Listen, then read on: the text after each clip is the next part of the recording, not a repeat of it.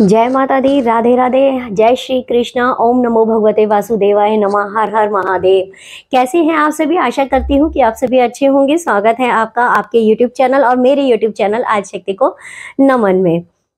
आप सभी को कार्तिक के पावन महीने की हार्दिक शुभकामनाएं। तो आज हम बात करेंगे कार्तिक महीने की। आप सभी को पता है कि हमारा पवित्र कार्तिक का जो महीना है ये चल रहा है। तो आज हम इसी के बारे में बात करेंगे कि कार्तिक के पूरे महीने में जो स्त्री या फिर जो पुरुष या जो भी हिंदू सनातन धर्म में जो भी मेरी माताएं बहनें हैं, भाई बहन है, जिन्होंने भी स्नान आदि नहीं किया है किसी पवित्र नदी में जाकर के, वो पूरे महीने का जो फल है वो किन दिनों में प्राप्त कर सकते हैं। तो आपके लिए आज का जो वीडियो है बहुत ही इंफॉर्मेटिव होने वाला है। वीडियो को एंड तक जरूर देखिएगा और अगर आप मेरे चैनल पर नए हैं तो चैनल को सब्सक्राइब जरूर कीजिएगा, जिससे कि आपको मेरे आने वाले सभी वीडियोस के नोटिफिकेशन आपको मिल सके। जय माता दी, मैं सांडिल्य हेमलता शर्मा। हर हर महादेव। कार्तिक माह के पावन महीने में भीष्म पंचक के 5 दिन आते हैं। आखिरी के जो 5 दिन होते हैं कार्तिक माह के, उन्हें भीष्म पंचक के नाम से जाना जाता है।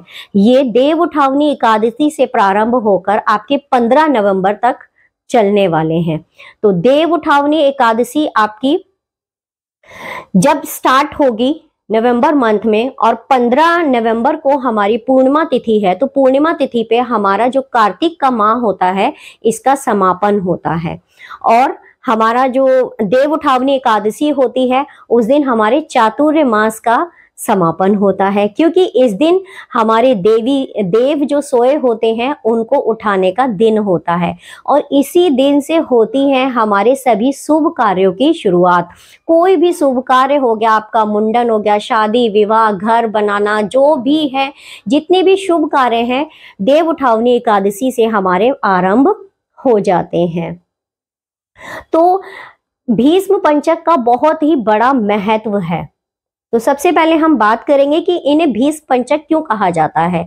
आप सभी को पता होगा कि जब महाभारत का युद्ध चल रहा था तो भीष्म पितामह सरसैया पर लेटे हुए थे, तो उस समय जो है उन्हें काफी दुख भी हो रहा था। तो उन्होंने उपदेश दिया था, किसके कहने पर? श्री कृष्ण के कहने पर उन्होंने उपदेश दिए थे। श्री कृष्ण ने उनसे आग्रह कहा कि पितामह भीष्म, आप गंगा पुत्र भीष्म हैं और आप तो ज्ञानी है, सर्वज्ञाता हैं, आप कुछ ऐसा हमें उपाय बताइए जिससे कि हमें जो है संपूर्ण फल की प्राप्ति हो और हमें किसी भी प्रकार की कोई भी दुख दरिद्रता हमें ना सताए। कुछ ऐसे उपाय, कुछ ऐसे वचन हमसे कहिए कि हमारा संपूर्ण जीवन जो है सफल हो जाए। तो भीष्म पितामह सरसैया पे जब बाणसैया पे जब लेटे हुए थे तब उन्होंने जो है 5 पांडवों को और श्री कृष्ण भगवान भी वहां मौजूद थे, तब उन्होंने उपदेश दिए थे। उन्होंने बताया था इन दिनों के बारे में। तो तभी से जो है भीष्म पंचक इनका नाम दे दिया गया। वीडियो को ज्यादा लंबा नहीं करेंगे, कहानी और भी है भीष्म पंचक से जुड़ी हुई, हमारे शास्त्रों में भी इनके बारे में वर्णन है। तो जो महिलाएं या जो पुरुष, जो माताएं बहनें पूरी कार्तिक के महीने माता तुलसी की पूजा अर्चना नहीं कर पाई हैं, दीपदान नहीं कर पाई हैं, स्नान आदि नहीं कर पाई हैं पूरे नियम क्रम वचन से, तो उनके लिए क्या है कि भीष्म पंचक के दिन से देव उठावनी एकादशी के दिन आपको ब्रह्म मुहूर्त में उठना है, क्योंकि बहुत ही पवित्र पावन दिन होता है हमारा देव उठावनी एकादशी। तो ब्रह्म मुहूर्त में आपको उठना है। ब्रह्म मुहूर्त में उठ करके घर की साफ सफाई करनी है। तुलसी का बिरवा जहां है आपका, ऐसे स्थान पर उसे रख लीजिए जहां आप तुलसी माता की परिक्रमा कर सकें। फिर उस स्थान पर साफ सफाई करके अच्छे से गेरू का एक लीप पोत के उसको तैयार कर लीजिए। एक छोटा सा स्वास्तिक का साइन बना लीजिए। अगर आपके पास समय है तो आप एक सुंदर सा चौक भी आटे की सहायता से पूर सकते हैं। अदरवाइज मैं आपको यही प्रेफर करूंगी कि आप स्वास्तिक का साइन बनाइएगा, क्योंकि स्वास्तिक के चिन्ह को हमारे हिंदू सनातन धर्म में सबसे सर्वोत्तम बताया गया है। सभी कार्य को पूर्ण करने के लिए और सभी कार्य को शुरू करने के लिए जिस तरह भगवान गणेश जी का आह्वान किया जाता है, उनको स्थान दिया जाता है, ऐसे ही स्वास्तिक चिन्ह को बताया गया है। उनको उसको बनाना बहुत ही शुभ और फलदायी होता है। तो आप स्वास्तिक का चिन्ह बना लीजिए। स्नान आदि से निवृत्त हो गए आप, इस दिन आप गंगा जल डाल करके स्नान कीजिएगा। ठीक है। अब देखिएगा कि एकादशी के दिन माता तुलसी और रविवार के दिन माता तुलसी को जो है स्पर्श करना, उनकी पूजा अर्चना करना जो है वर्जित बताया गया है। तो क्या करें, लेकिन इस दिन तो तुलसी विवाह भी होता है, तो इस दिन जो है हम ये सभी कार्य कर सकते हैं, हमारे शास्त्रों में वर्णित है। इस दिन तुलसी का विवाह भी होता है और कई लोग जो है द्वादशी तिथि पर तुलसी विवाह भी करते हैं, ऐसा भी होता है। आप स्नान आदि से निवृत्त हो गए, ठीक है, स्नान आदि से निवृत्त हो गए, तुलसी माता घर की साफ सफाई कर ली, फिर आपको एक थाली में माता तुलसी के लिए श्रृंगार का सामान लेना है, अक्षत लेने हैं, पुष्प लेने हैं। उनके भोग के लिए आप बताशा रख सकते हैं या आपके घर में कोई मिठाई है तो वो भी रख सकते हैं आप, ठीक है। और उसके बाद रोली लेनी है, एक चुन्नी लेनी है माता को अर्पित करने के लिए, और आपको शुद्ध गंगा जल और जल लेना है आपको।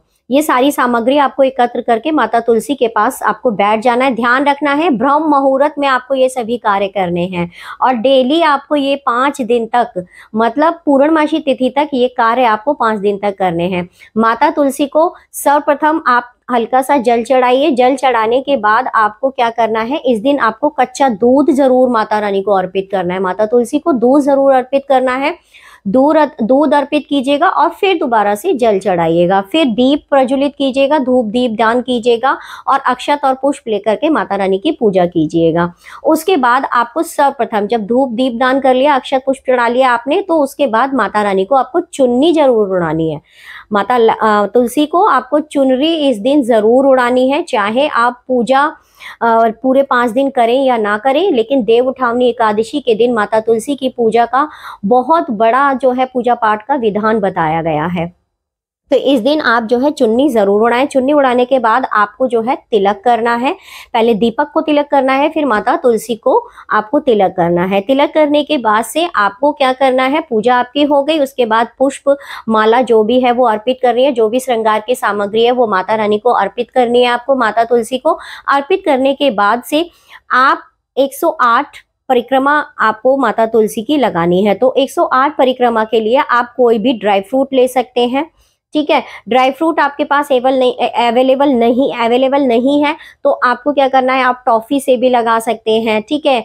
कोई आप श्रृंगार का सामान भी ले सकते हैं, लेकिन उसकी संख्या जो है 108 ही होनी चाहिए। तो इस तरीके से आपको जो है 108 परिक्रमा एंटी क्लॉकवाइज माता तुलसी की आपको करनी है। जब आपकी परिक्रमा समाप्त हो जाती है तो परिक्रमा समाप्त होने के बाद से आपको माता रानी की क्या करनी है, आरती करनी है। आरती करने के पश्चात आपको माता रानी से और भगवान विष्णु का ध्यान रखते हुए आपको उनसे क्षमा याचना करनी है कि अगर आपकी पूजा पाठ में कोई कमी हो गई हो तो आप मुझे क्षमा करना। हे हरिप्रिय, आपके श्री चरणों में मेरा कोटि कोटि नमन है। मेरे द्वारा की गई पूजा आप ग्रहण स्वीकार करें, और आपका दिया हुआ माता रानी मैंने आपको समर्पित कर दिया है। जो भी मैंने आपको समर्पित किया है आप उसे स्वीकार करें। तो इस तरीके से क्षमा प्रार्थना और समर्पण आपको करना है। और आपको क्या करना है कि ऐसी ही यही प्रक्रिया आपको पूरे 5 दिन पूर्णिमा तिथि तक करनी है। अगर आप ऐसा करते हैं तो पूरे कार्तिक मास के दिन आपने जो पूजा अर्चना नहीं की है, इन 5 दिन में पूरे कार्तिक मास के पुण्य के फल की प्राप्ति आप कर सकते हैं।